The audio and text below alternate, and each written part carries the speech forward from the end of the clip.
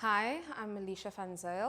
I'm a teacher at Gelvan High School in Helenvale, Port Elizabeth. I am 32 years old.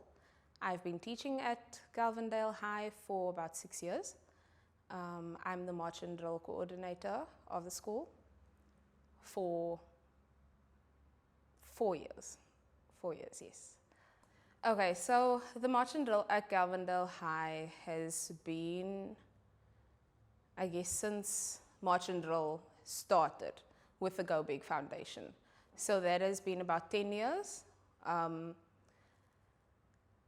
Yes, and that was started because of the founders and the Navy and the police seeing a need for discipline and, yes, more discipline and structure in the northern areas. Trying to keep kids off the streets, basically. So the northern areas is basically the northern parts of Port Elizabeth. Northern areas is from Stanford Road all the way up until Jacksonville of Port Elizabeth, all the areas including. So yes, so all those areas are riddled with gangs and violence. You'll always hear of these areas, and yes, so you'll always hear of these areas being, involved in crime, robberies, and it was very important for them to, they felt it very necessary to start a program like this. I had to start from fresh. I didn't know anything about march and drill. My kids basically taught me, the trainer taught me. So everything I know is because of them. So basically what we do is we recruit. I call it a recruiting process. Every year I start with a brand new squad, and kids that obviously, kids that have finished or that are now in matric, they won't be part of the squad because matric is a very important year. And there are obligations and, afternoon classes and things like that. And march and drill is a very taxing sport. Afternoons are spent and things like that. So I recruit kids from grade 8 that want to join march and drill. Yes, so we start off normally with a huge squad. And you'll hear me use the word squad all the time because it's a military-based sport. And yeah, squadrons is Air Force, squads are military. In 2022, after COVID, was the first competition, the first march and drill competition. And we placed second overall, all the high school, seniors division. High school schools, no, Cape Town schools came down. And in 2023, last year, we had Cape Town schools join us, and we placed third overall. But as well, in between the school year and everything, we had the department ask us to escort the netball trophy, the netball World Cup trophy. And that was an exciting time for us. That was quite brilliant. It was quite a lot of fun, a great experience for our kids. In that time as well, we were asked to march for, wait, can you pause?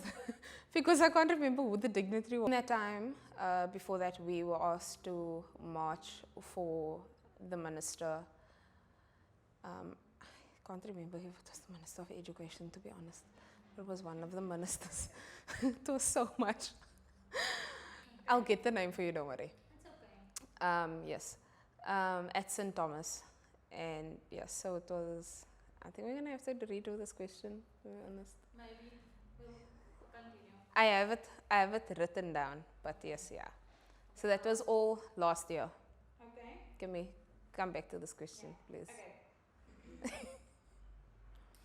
So tell me a little bit, how is the band structured, like the leadership roles and all of that? Give me a little bit of a picture of what happens in the hierarchy of the band. Okay. So we can start at the top. There's myself, the team manager. I look after the band or the squad. And then under me or next to me, I don't like to think of it as under me, there's no real hierarchy. There's the squad coach. And then we train the squad. But within the squad, the kids themselves, you have the percussion, that's the kids that play the instruments. And then you have the drum major. And this is the kid that gives instructions to the squad. This is the kid, the leader of the squad. Yeah. Okay. And what else? Is there any drums and trumpets, Yes, flags and so on? that's part of the percussion, yes. Oh, okay. Yes. What is the typical size of the band? Okay, so the typical size of a squad can be anything from 15 to about 60. And right now this year we have 54 in our squad. And is that typically the number that we find in every other squad, or is this squad different in a sense of size? No, this is pretty big. This is quite large for a school.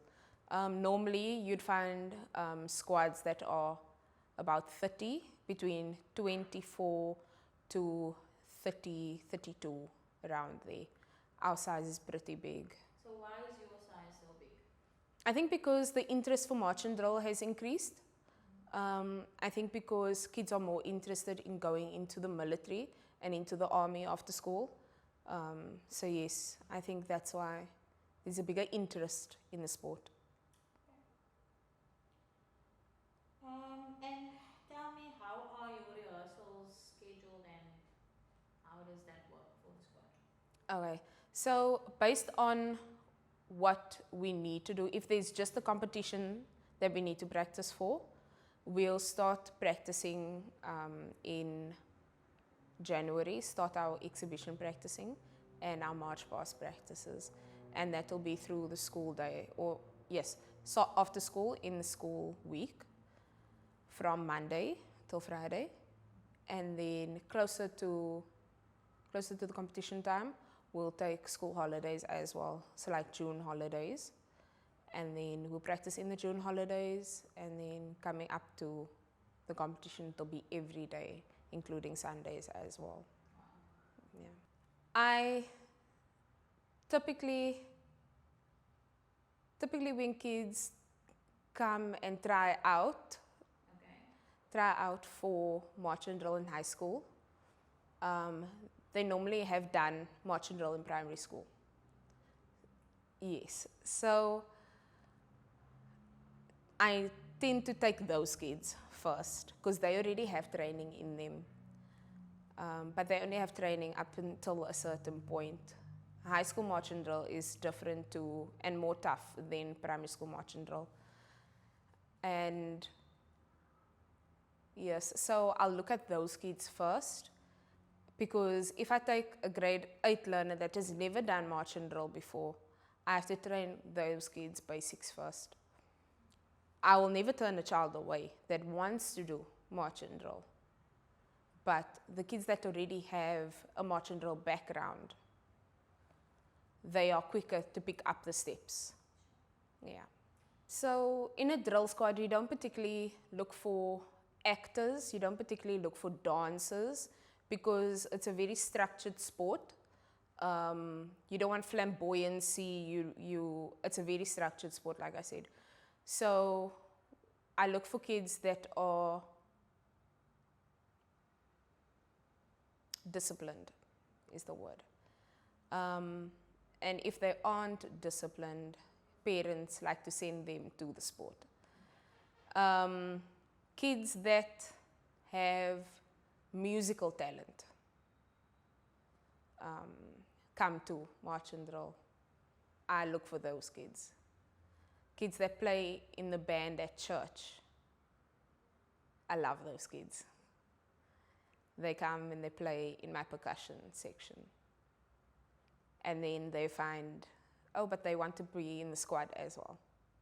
So I have, a kid that can do both at the end of the day. they can do the percussion and they can march, you know, because they are trained in both. Perfect. I love that answer.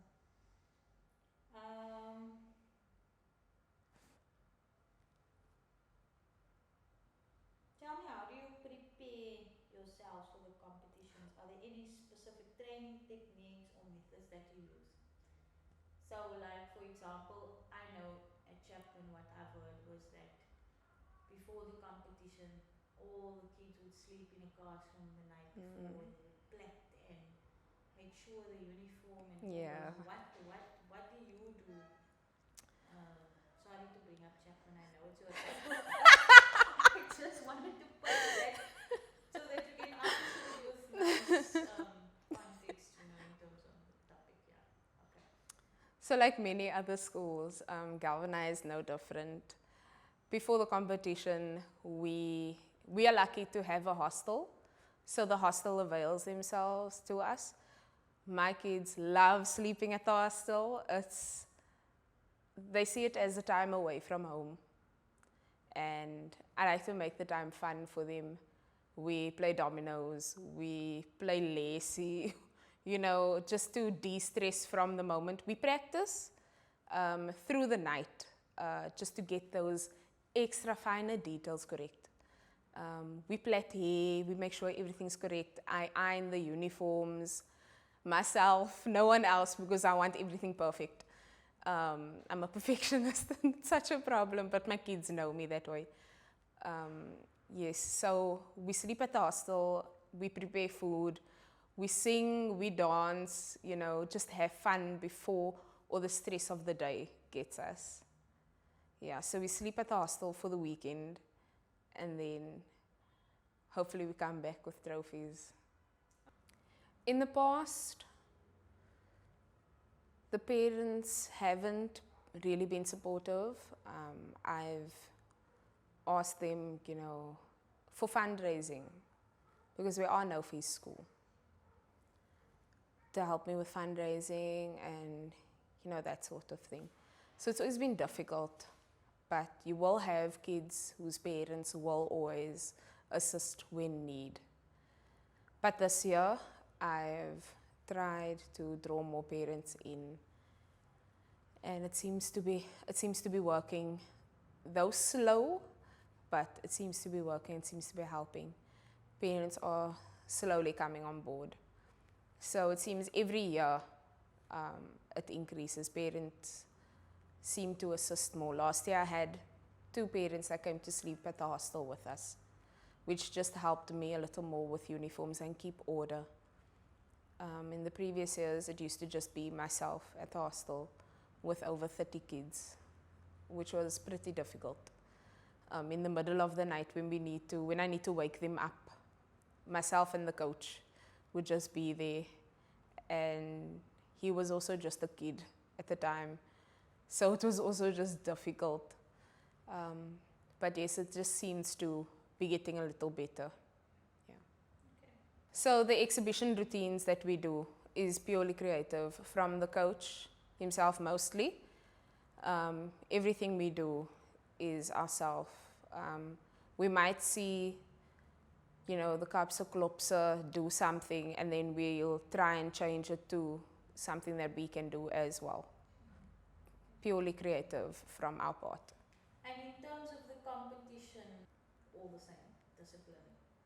So the creative parts of the competition are mainly the exhibition and then the drum line, or the drum battle it used to be called.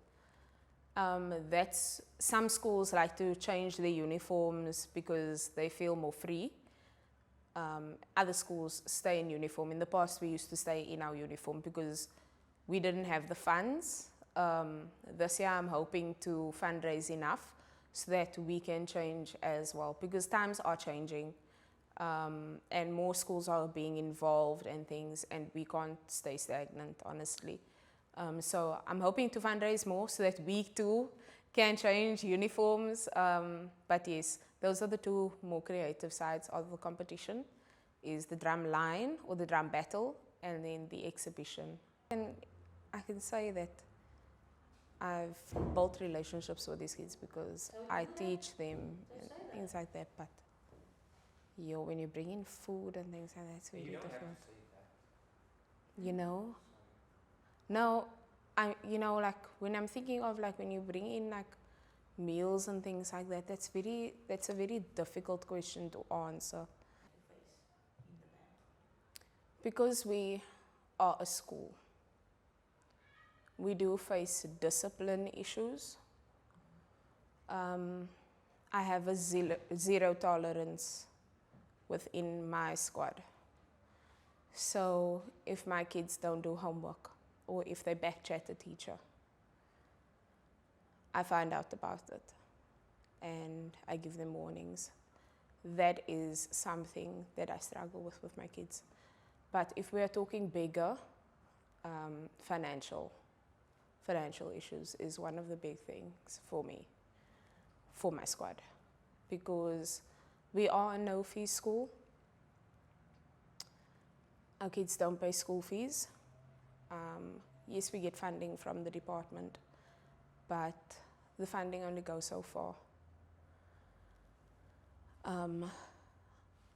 March and drill is not seen as one of the big sporting codes, you can say. So it doesn't get funded by the department as much as hockey and netball and rugby and soccer would. So finance is a big thing. That's why I'm constantly fundraising. Yes. But along with that is our environment that we are in.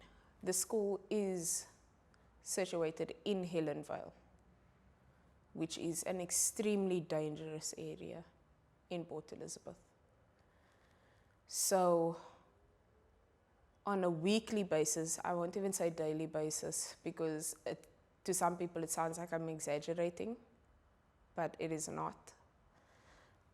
So on a weekly basis, we hear gunshots, and the gunshots aren't even far away.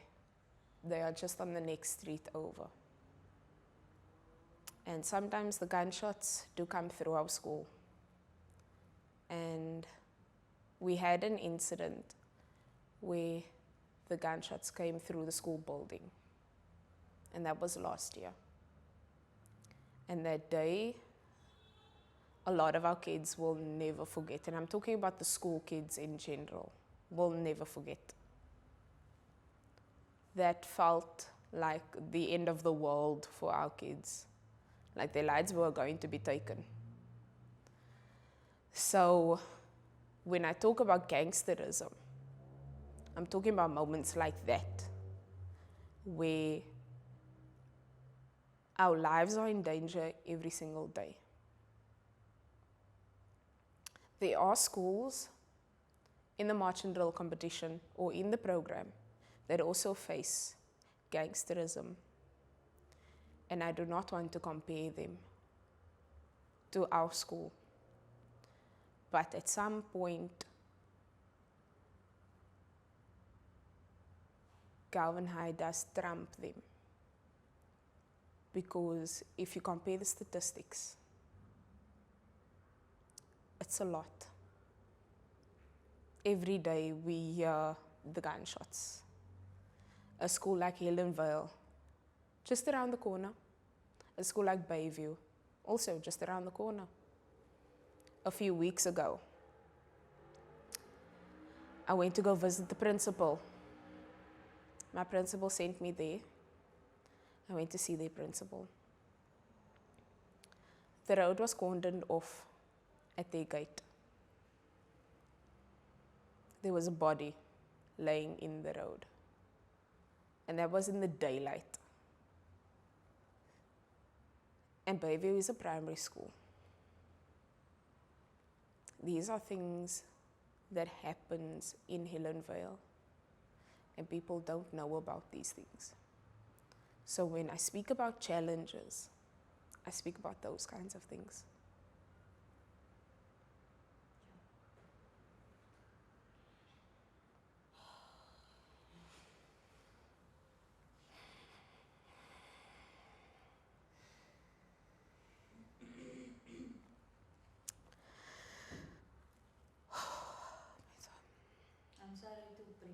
No, all it's going fine. on. It's But I'm okay. gonna, People need to know this. yeah. That is not even all. That is just a, a yeah. It's just a drop in the bucket, honestly. Yeah. Such a psychological kind of thing, Yeah. it affects you, man. Yeah. I mean, we'll be practicing 1 minute, and the next I can't let the kids go home because it will be guns blazing outside, cowboys and crooks. It would be cowboys and crooks. And I mean, that'll be 4 o'clock in the afternoon. It's still daylight outside. I'd have parents calling me, don't send my child home. I'll come fetch my child. And I'd end up waiting a half an hour, 45 minutes for this parent to come. I can't wait that long. It starts getting dark. This was last week. Last week, come to think of it. It was starting to get dark, and I decided, no ways. I can't have these kids wait any longer. My mom started calling me to ask me, where are you? I'm still at school. I can't let my kids go home. I sent her a message. I'm still at school. I'll explain when I get home. I decided to take these kids home myself. I drove through Pinar Street. These parents called me at shooting in Bongo Street in front of their house. Then they called again. It was shooting in Fitchett Street. That's coming closer to school, eh? Then when it was quiet, I told the kids, go up Gale Road, home, go the other way around.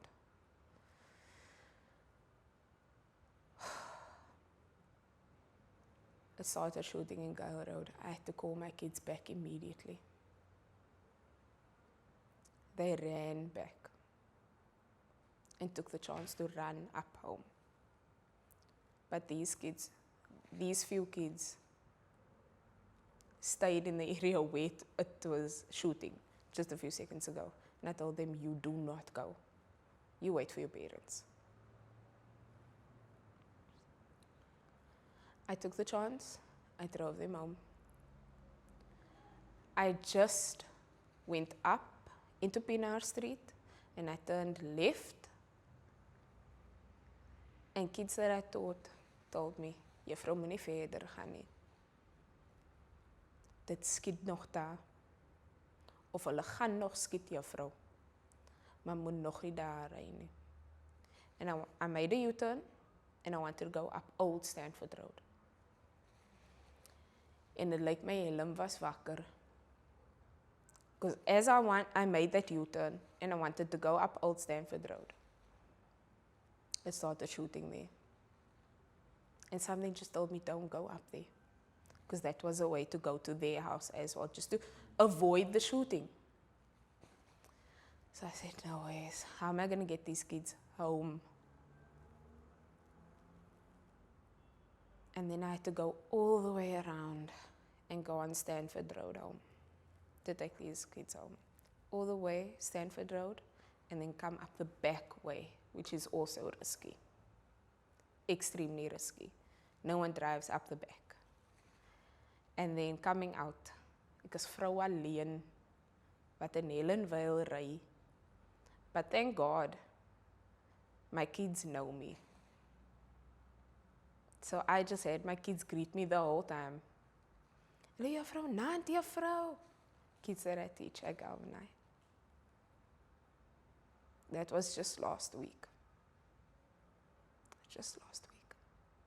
So when I speak about challenges, I speak about such things when we'd have a great practice session. So much fun. And then being unable to send your kids home safely. So yes, there's finances. But yes, there's discipline issues. But that I can sort out in a day, it's fine. Finances, there's always donations or something I can do about it. But the gangsterism is a huge problem. A huge problem.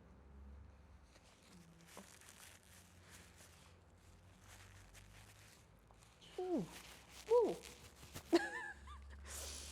Sorry. Okay.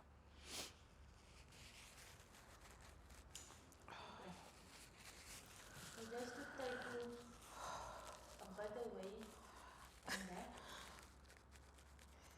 let's just look at the future goals and aspirations. Okay. Can you tell me what are the band's current future goals? Our future goal right now is participating in the national competition, the march and drill competition in August 2024. That's our current goal right now. And what would participating in that competition mean for you guys? A chance to compete in Cape Town. Okay. Tell me more. Why is Cape Town so special? Cape Town for the march and drill community in Port Elizabeth is like the epitome of, yes, you've made it. If you rank in the top 2 in Port Elizabeth in your division, you get to go to Cape Town and compete against the Cape Town schools that didn't get to come down to Port Elizabeth for August. It is seen as the competition. Last year we didn't get to go because we were third. We placed third. So yes, we missed on that opportunity. So this year, that is our big goal. That is our big goal.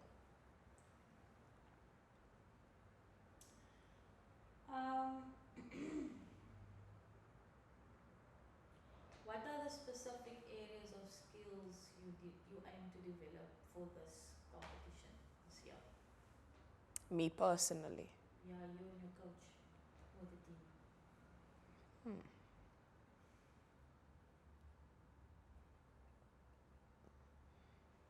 Anything specific? If there's nothing you can say, there's nothing specific. Yeah. I don't think there's anything. Myself, I'm more of a pianist. I was trained as a pianist musically when I was younger.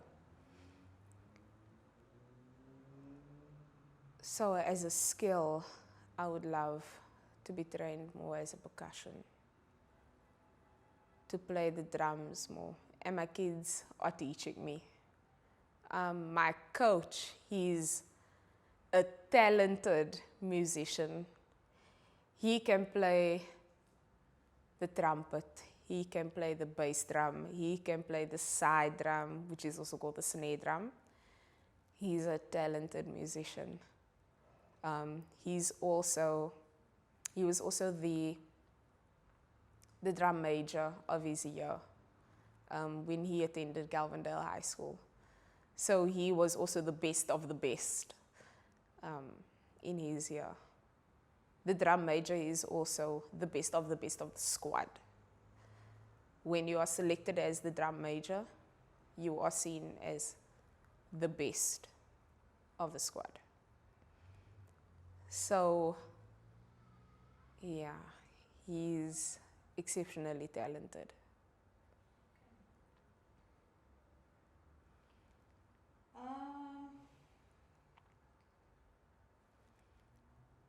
How do you envision the band evolving over time? Evolving. Yeah.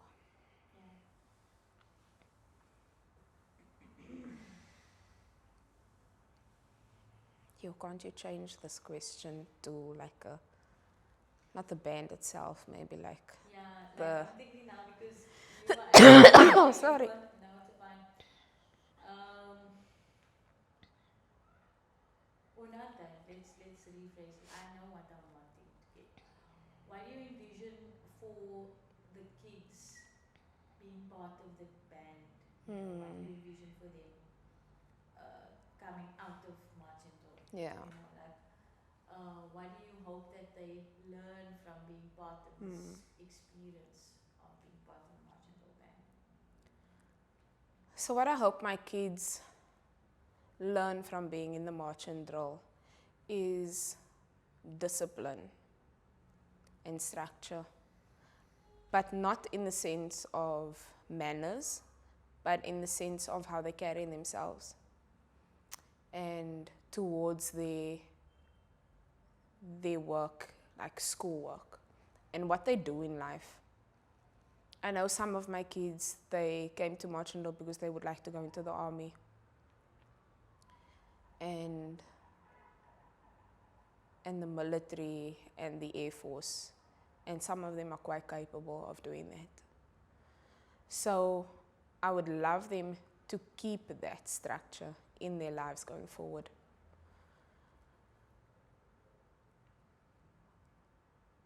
It is a extremely exhausting sport.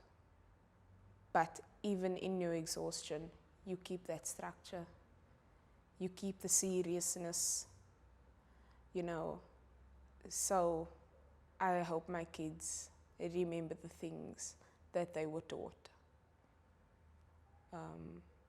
Yeah. Okay. Last question.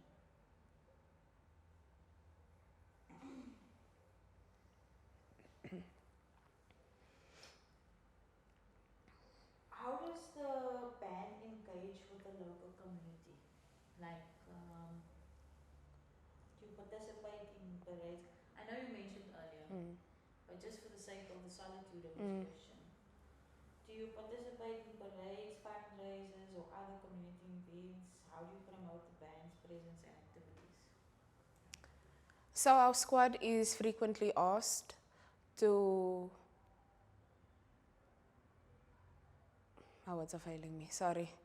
So our squad is frequently asked to participate in local music festivals. Like this weekend, there's a music festival that will be at the Gelvan cricket field, and my squad will be marching alongside the Klopse band, so that will be fun for them. On weekends, if there are any funerals, my squad is frequently asked to march for the funeral. And you get payment for that, and what do you get normally? Not always, no. I don't demand payment because I feel like that is it's an honor that we are doing for the family. Some families will pay us, some families don't, because this is an area that not a lot of people work. They don't have jobs. The unemployment rate is quite high here. So I totally understand, if a family can't afford it, So yes, especially if there's a bereavement in the squad itself, we will avail ourselves immediately to go and honor the family and march with the family from the home to the church, from the church to the grave. Yes, so if there are any events and things, we do get called upon. Yeah. Okay, and how do you promote the band? Like, do you do any sort of promotion?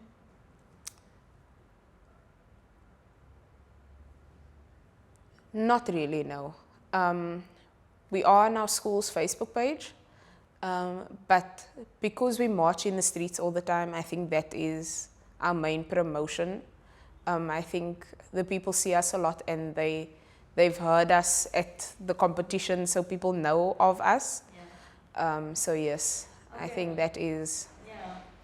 I'm just thinking now, sorry.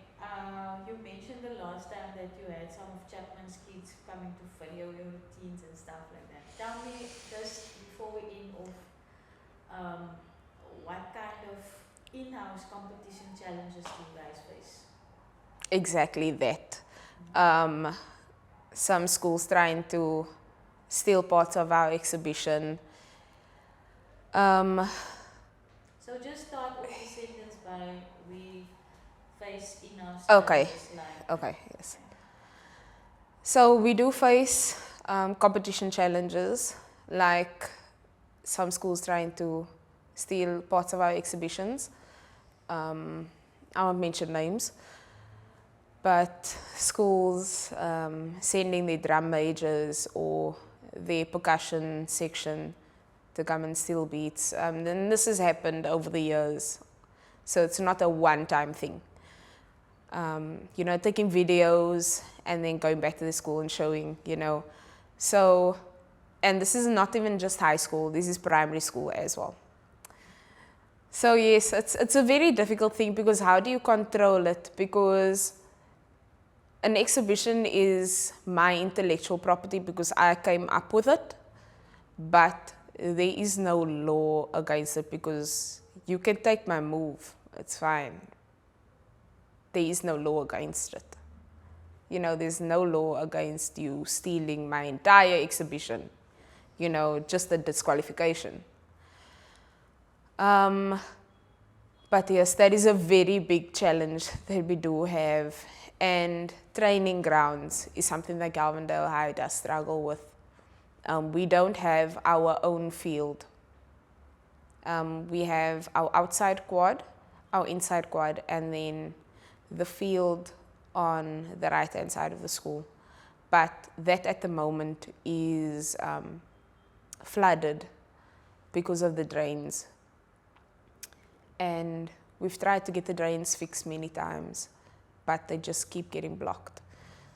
So to do our exhibition effectively, we have been training some days when we are allowed to at the Gelvandale track.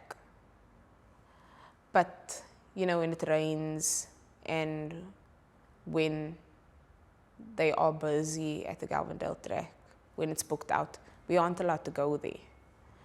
So we are stuck at our school, practicing in a small confined space. Yes, we have the rugby field, that faces Stanford Road, but that doesn't belong to us. And the community kids, they come and they play there, and I don't want to steal their playground from them, and it's quite open. So there's the danger factor again. It's quite open. Okay, and just tell me, we didn't talk about this earlier, so your squad, is it mostly made up of boys or girls, or what are the mixes like, and what language do your squad prescribe to in terms of them at a social level and in them as an instructor level? So my squad is mainly made up of girls, but my percussion is mainly boys. And what is percussion? Sorry, is it like Okay, so the percussion is the band themselves. So those are the drummers, the trumpeters, any musical instrument. That is the percussion section of the squad. The squad itself is the kids that do the marching and the exhibition. So they are mainly girls. There are a few boys, but they are mainly girls. What was the other question? Sorry. Sorry. Oh, sorry. So when the kids socialize, they socialize in Afrikaans most of the time, but the instructions that are given are in English. So when you tell a child to write dress, is rechtstreek in Afrikaans, but the instruction is given in English. So squad write dress, English. They understand better in English than in Afrikaans. They'll laugh in Afrikaans because they weren't taught in Afrikaans at all. They weren't taught in Afrikaans. Yeah. So it's like a comedic moment when they hear the Afrikaans, they're like, don't understand at all. But it's their mother tongue, you know. Yeah. Oh wow, okay. Yeah, it's their mother tongue, but yes. There are English children in the squad, but they converse as well in Afrikaans. The school is dual medium, so, you know, English and Afrikaans all the time. Yeah. Okay, I think that brings us to the end of this. Is there anything that I didn't ask that you might have wanted to speak about? No. Are you sure? Yeah, I think that's a very difficult question to answer. But I think I've fostered such a relationship with these kids that because I'm a school teacher, I have taught many of them, and they know my door is always open. During break times, they never leave me alone. My classroom is always full of march and drill kids, as well as other kids that I teach. They almost take turns of wanneer is hier Vrou Vrij type of a thing. And they just come and sit and say hi or something. This is what they spoke about, that type of thing. They always try and keep me in the loop. So I love the fact that I've built this kind of relationship with them, even with their parents. So to the point where I know where each and every one of my kids live. If I had to drive down to Voisin Street, that is one of the streets that is always being shot in, and, you know, I will drive there and I'll always be greeted. Everyone knows my car by now in this area because I'm always going to my kids' house, and even when they're late for practice in the holidays, I go and fetch my kids. So when you speak about when they're not having food in the house, I will take my last cent out for my kids. When it comes to far away from my payday, I'll make a plan. My kids know I have lunch during the day. There's a feeding scheme at school. If they do not want to go there, that's fine. Come eat my lunch, that's okay. Die juffrou het kos vanaand. And that might sound very higher than thou or whatever, but that's just the person that I am. I love my kids, and sorry, I'll really do anything for them. To the point where I'll drive through the bullets for them. That's what I'll do. And I've done it many times. Yeah. I wanted to ask you now, well, the reason why that emotion is there is because you went through something traumatic in that time. Yeah, I've driven through the bullets for them. Yeah.